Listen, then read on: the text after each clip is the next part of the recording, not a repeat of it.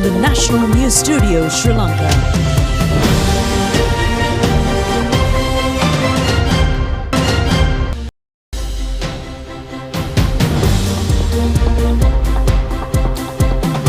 Hello there, good evening and welcome to the National News Broadcast. I'm Niket Karunaratne. And I'm Cousin Alexandra Adhikari. Here are your top stories for tonight.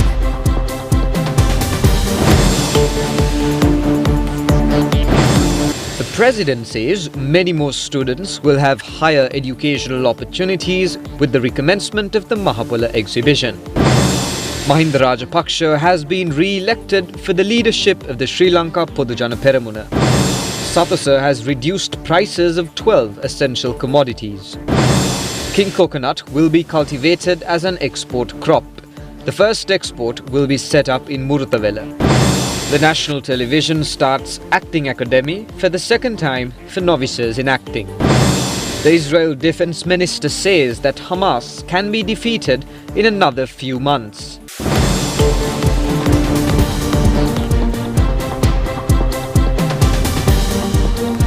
On to those and other stories in detail now. Former President Mahinda Rajapaksa says their political movement, which appeared for the safety of the motherland in the past, will also be committed for the forward march of the country in the future. He said that the aspirations on behalf of the safety of the motherland will never be given up amidst any disruption.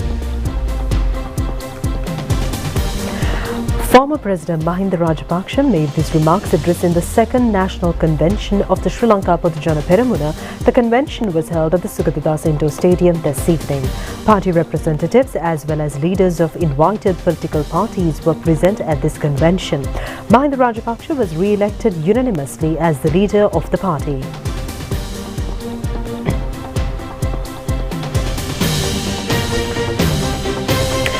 Basil Rajapaksa said that all the people in this country have had fear of death in two instances. The first is during the LTT terror period and the second instance was during the corona pandemic. The Sri Lanka Podujana Peramuna government headed by President Mahinda Rajapaksa at that time managed to control both of these instances and save the people. Sri Lanka has undergone a significant development during the Mahinda Rajapaksa era. Sri Lanka Podujana Peramuna can win any election in future. Basil Rajapaksa warned that the SLPP is ready to face any threat or attack by any party in future. ඒ අයිතිය තියෙන්නේ ඔබටයි කියන එක අපි මේ අවස්ථාවේදී සඳහන් කරනවා. ඕනම මැතිවරණයක් තිබුවොත් අනිවාර්යයෙන්ම පොට්ටුව දිනන කටයුතු කරනවායි කියන එක අපි සඳහන් කරනවා. පාරේ දුවන බල්ලෙක්ට පිටිපස්සෙන් ගලක් ගැහුවොත් බල්ලා පුරලා තව හයියෙන් දුවනවා. හැබැයි සිංහෙක්ට ගලක් ගැහුවොත් සිංහයා නතර වෙලා ආපස්ස කවුද ගල ගැහුවේ කියලා බලනවා. ඒ වගේ තමයි අපි ශ්‍රී ලංකා පොදු ජන පෙරමුණත් අපිට ගහන්න එන්න එපා ගල් අපි බලා ගන්නවා. අපි සම්මිල්ලේ කියනවා කිව්වමත් සමාජ මාධ්‍ය යොදාගෙන අපිට ඇති තරම් මඩ. Former President Mahinda Rajapaksa said that prior to our convention, many elements used social media to sling mud at the Podujana Peramuna. However, the party supporters have given a proper answer to them by gathering in thousands in this convention. When the Podujana Peramuna came into power in 2005, people urged us to stop the division of the country. No leader except Mahinda Rajapaksa has been able to defeat the Elam war. Some leaders have even provided weapons to Prabhakaran. Then the terrorists used the same weapons to attack our war heroes. The terrorists killed even innocent people. During the Mahinda Rajapaksa regime, even amidst the serious war, the economic growth was at 6%. In the year 2014, the economic growth was at 6.8%. When the highways were constructed during that period, opposition elements accused that half of the funds was diverted to Mahinda Rajapaksa's pocket. Some people believe these lies. During that period, even the poor families were able to purchase three-wheelers and four-wheel vehicles. The middle class increased rapidly during that period. Then some people wanted a change in 2015. After that change, the economic growth decreased up to 0.2%. Later, the COVID-19 pandemic erupted unexpectedly, causing the collapse of the economy. However, we could save the people from death. During that period, we also had great attempts to rebuild the economy. In the meantime, some elements started movements to pick up people towards violence. Majority of the people in the country know what really happened during the past period. Although some elements are attempting to propagate false charges against the Podujana Peramuna, the party members will never allow them to cover the truth.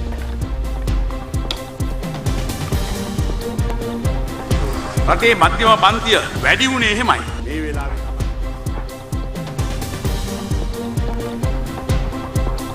President Ranil Wickremesinghe emphasizes the need to develop the trade zone. So says that the Mahapula Trade and Educational Exhibition has been restarted after a lapse of 10 years, opening the higher educational opportunities for more students.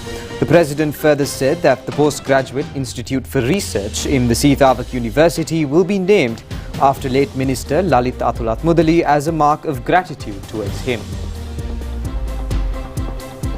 The President made these remarks participating as the chief guest of the opening of the Mahapula 2023 Trade and Educational Exhibition at the Jayala Urban Council grounds recently.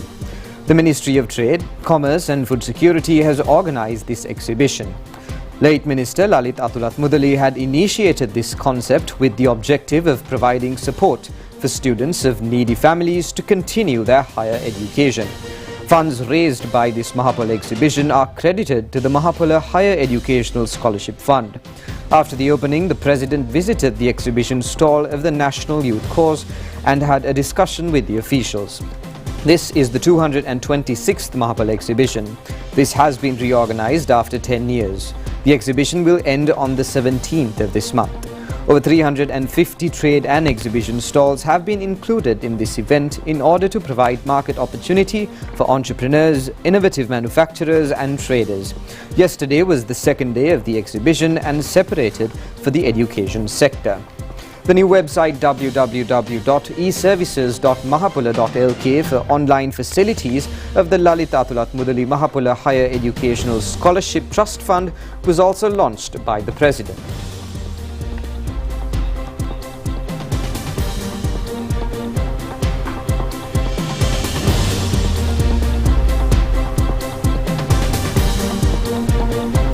Now, President Ranil Wickremesinghe emphasizes the need to develop the surrounding areas of Horton Plains, focusing on the high-end tourism industry.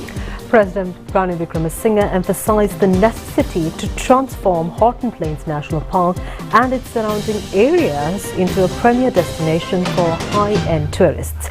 The President made these remarks today during his participation in an observation tour in Horton Plains National Park. Following a visit to the site office of Horton Plains National Park, President Wickremesinghe recorded his insights in the special guest book and subsequently participated in an observation tour of the park along the Ohio route. President Ranil Wickremesinghe further conducted a survey of the lands owned by the Department of Wildlife and Forest Conservation related to Horton Plains National Park using map sources. During this assessment, he directed officials to compile a comprehensive map encompassing all lands associated with both Horton Plains National Park and its associated region with a prompt submission deadline. The President emphasized the potential for the nation to generate significant foreign exchange by strategically developing Horton Plains and its surrounding areas. Known for their appeal to both local and international tourists with a focus on attracting high-end tourists, additionally, the President underscored the importance of ensuring that all activities align with environmental sustainability and adhere to eco-friendly practices. President Wickremesinghe further inquired about the living conditions of the residents in the villages surrounding the park.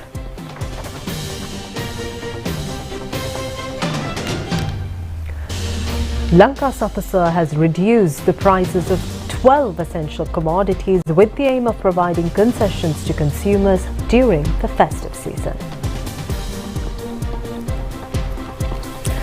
The reduced prices are effective from tomorrow. Chairman of the Lanka Sathasa Pasandaya Pabivadana says that white sugar, local and imported canned fish, batana, local potatoes, wheat flour, chickpea, white and red nadu rice and Lanka Sathasa milk powder are available at the reduced prices from tomorrow at the Sathasa outlets island-wide.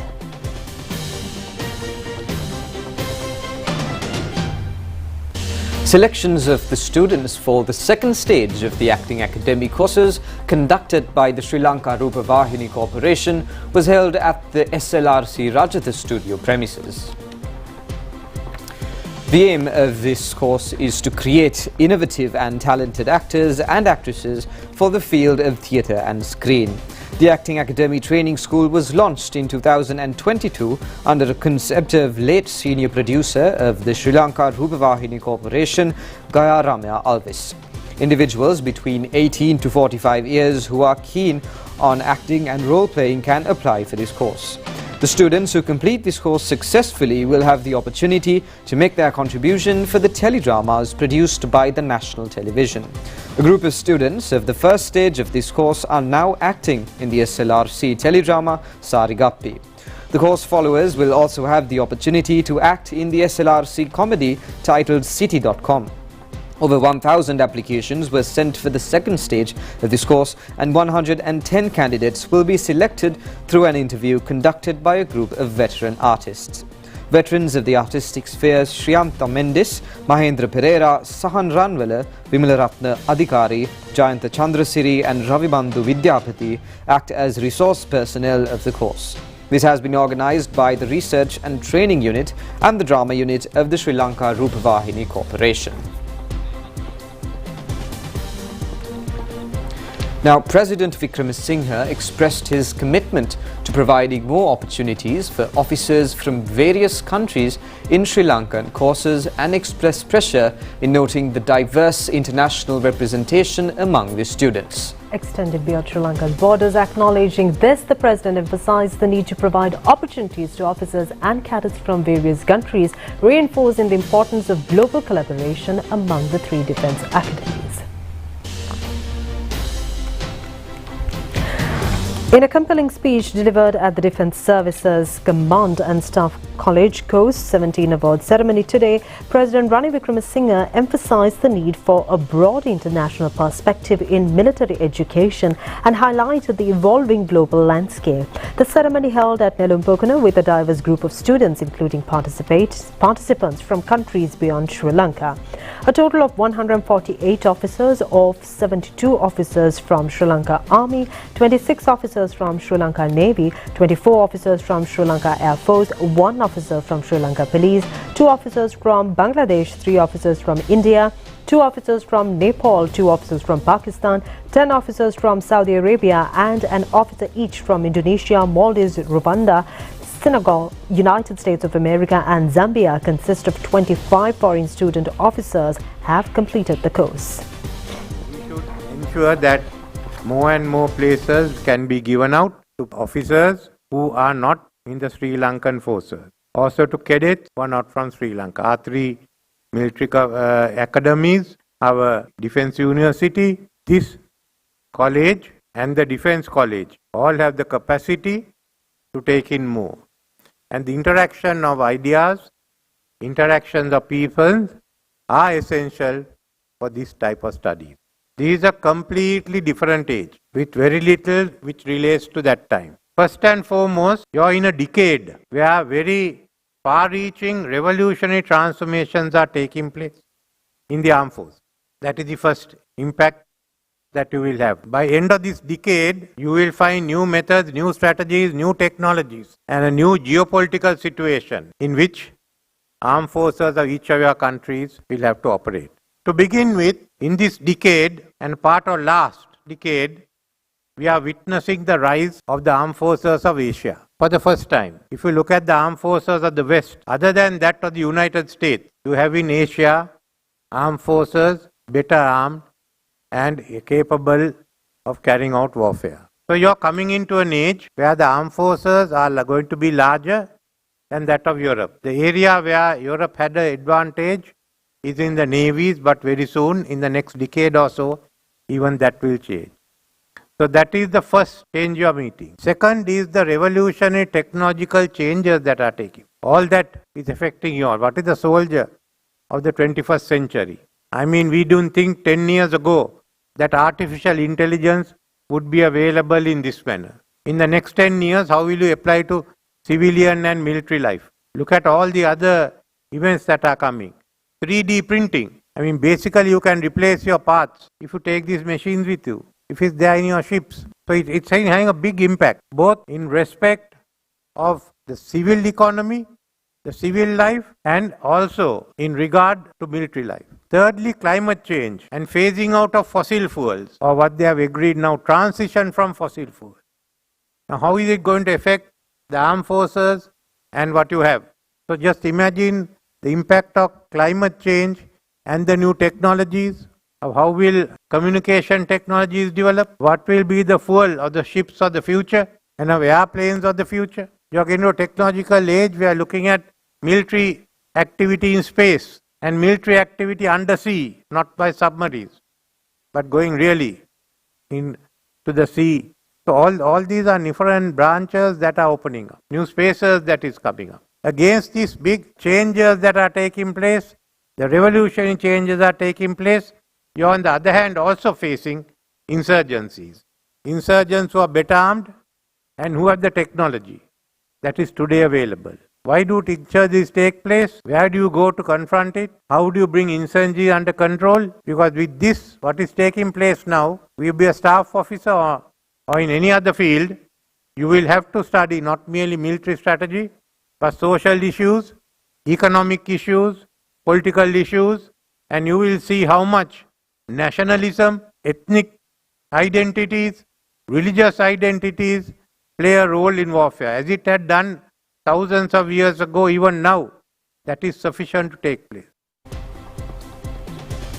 In attendance at this significant occasion were several key figures in the defence and security apparatus, including Senior Advisor to the President on National Security and Chief of Staff to the President Sargala Ratnayaka, Secretary of Defence Ministry Retired General Kamal Gunaratna, Chief of Staff of the Tri-Forces General Shavendra Silva, Army Commander Lieutenant General Vikum Lianage, Navy Commander Vice Admiral Priyantha Pereira and Air Force Commander Air Marshal Udeni Rajapaksha.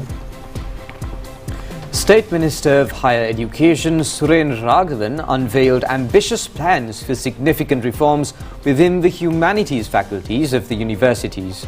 The State Minister shed light on the forthcoming initiatives aimed at revitalizing the education sector. He made these remarks addressing a press conference at the Presidential Media Centre under the theme Collective Path to a Stable Country today. That's rather the 13th of December, that's 2 days ago, Parliamentary of Sri Lanka overwhelmingly approved the budget after 32 days of debating.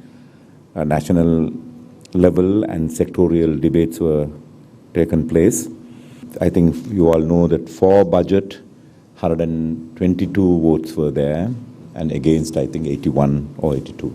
Doctor, now you spoke about the reforms in higher education. Yes. Yes. So what is the change in the output you expect? We three things. Our degree holders, first degree holders had to be people who are critical, ready, society ready, and with a vision where they can use their knowledge.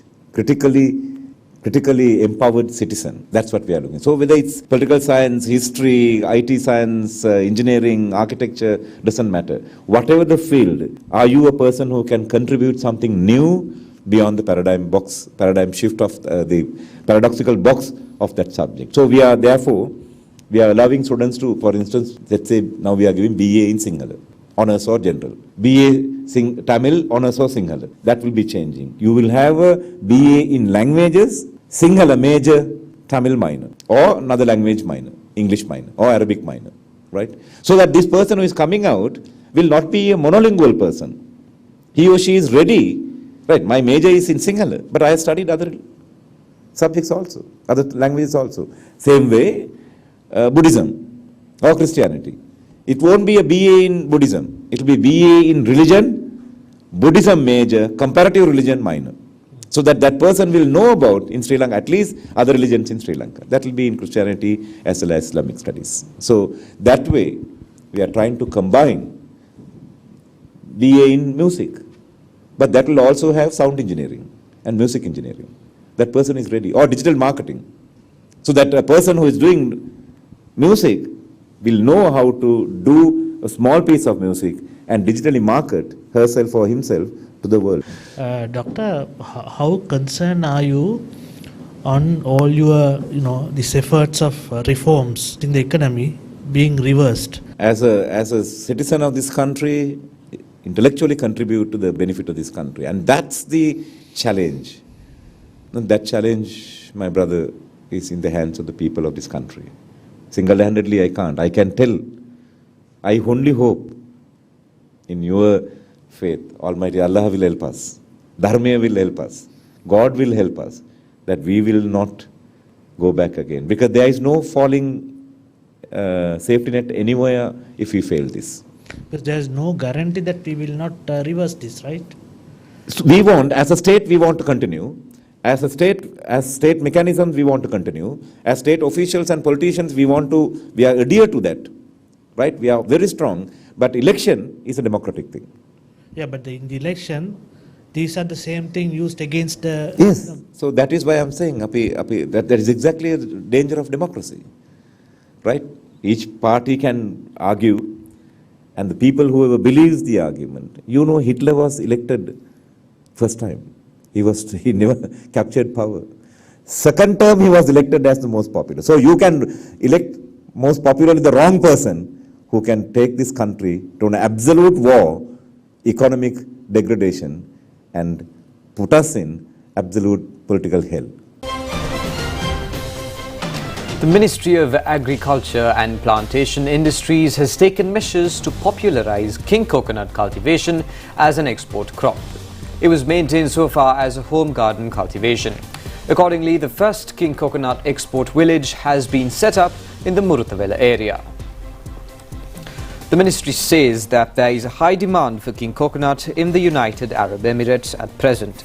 King coconut is an indigenous palm in Sri Lanka and has become a dollar-earning income at present. Sri Lanka exports 200 containers of king coconut per month to the UAE. To streamline the exportation, several more king coconut export villages are to be set up. The first model village of king coconut export was launched in Muruthavela under the patronage of Minister Mahinda Amaravira yesterday. As a pilot project, 1,500 king coconut saplings will be provided to each family. The minister distributed quality saplings to the selected farmers. 10 hybrid king coconut saplings will be provided to each family. A king coconut is usually sold at a price of about 2,500 rupees in the coastal areas of the United Arab Emirates. There is an increased demand in many countries for Sri Lankan king coconut. According to the Ministry of Agriculture, 250,000 nuts are exported to the UAE weekly. Sri Lanka earned a sum of 2 billion rupees last year from the king coconut export. This year, a sum of 6 billion rupees is expected. Minister Mahinda Amaravira stressed that king coconut will be cultivated throughout the island as an export crop. Many countries have attempted to cultivate king coconut and received no proper results. The Sri Lankan variety of king coconut is the most delicious in the world. Therefore, Sri Lankan king coconut is to be popularized worldwide with a brand name of Sri Lanka's sweet coconut. Minister Mahinda Amaravira has instructed the Coconut Development Board and the Coconut Development Authority to take necessary measures in this connection.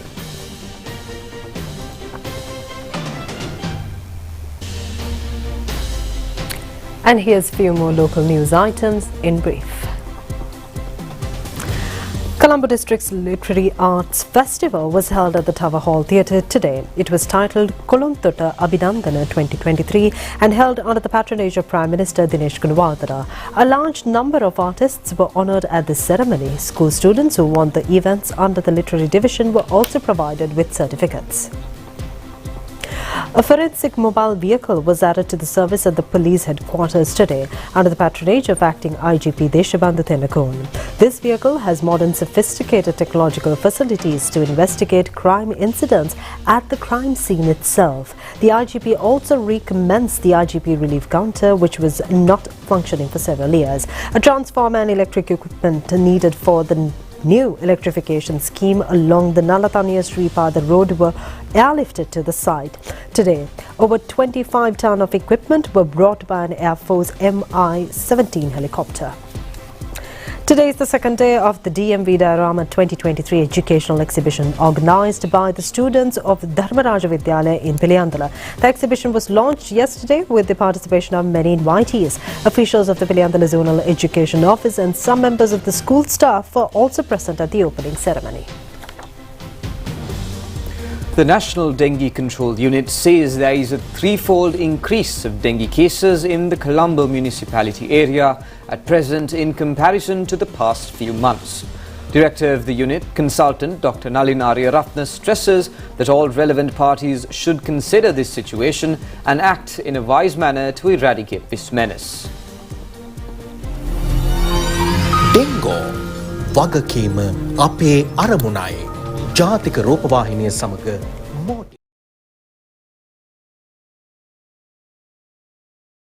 Dengue Control Unit consultant Dr. Nalinari Ratna said that the number of dengue cases in the island has exceeded the 80,000 mark at present. In the Colombo municipality area, the number of daily cases has shown a threefold increase during the past period.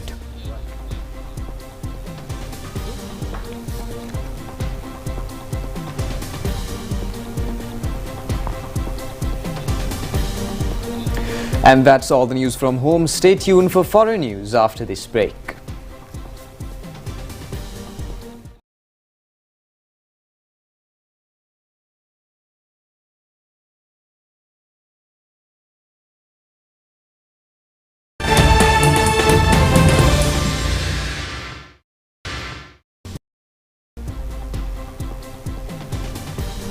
Welcome back, and on foreign news, Israel's military says it has recovered the bodies of two Israeli soldiers, Nick Bezier and Ron Sherman, 19 hostage by Hamas on the 7th of October. It comes hours after Israel retrieved the body of hostage Elia Toledano, 28, who was taken by Hamas from the Supernova Music Festival. Israel has continued its heavy bombardment of Gaza overnight, with children reportedly among those killed. Meanwhile, White House National Security Advisor Jake Sullivan is due to meet Palestinian President Mahmoud Abbas in the West Bank later today. Speaking to media, Jake Sullivan said the United States wants to see results on Israel's intent to avoid civilian casualties in Gaza, but added that United States stands with Israel.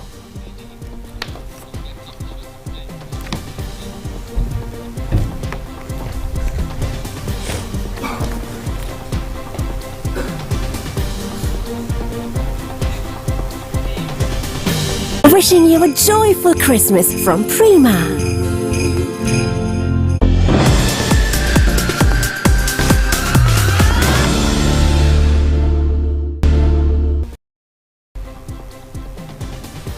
And on sports news for tonight, the appeal court today decided to end the hearing of the petition filed by chairman of Sri Lanka Cricket Shammi Silva against the appointment of the interim committee for the Sri Lanka Cricket. The petition was resummoned today before the panel of appeal court judges. The appeal court also decided to grant the right of resummoning the petition to the petitioners in case of a justifiable legal requirement arising in the future. Former Sports Minister Roshan Ranasinghe had issued a gazette notification on appointing an interim committee to control the activities of Sri Lanka Cricket. This petition was filed against that gazette notification. Today is the second day of the first test between Pakistan and Australia played in Perth. At the stumps of the second day, Pakistan were 132 runs for 2 wickets in the first innings. Australia scored 487 runs in the first innings. David Warner scored 164 runs and Amir Jamal claimed 6 Australian wickets. West Indies won the second T20 cricket match played in Grenada against a visiting England team. Batting first, West Indies scored 176 runs for 7 wickets in their 20 overs. In reply, the England team could only score 166 runs for the loss of 7 wickets in their 20 overs.